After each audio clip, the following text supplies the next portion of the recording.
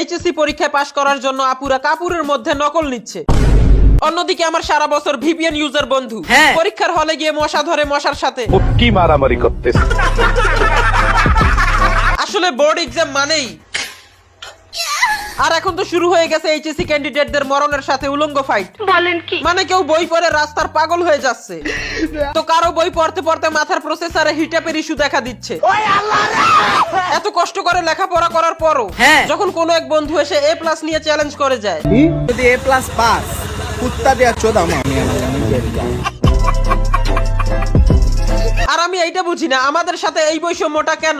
যখন কোনো মেয়ে পরীক্ষার্থী পরীক্ষার হলে যেতে দেরি করে ফেলে তখন লে পুলিশ। নিজের মোটরসাইকেলে আওয়াল সিদ্ধেশ্বরী ডিগ্রি কলেজ কেন্দ্রে পৌঁছে দেন শিক্ষার্থী সুমাইয়াকে।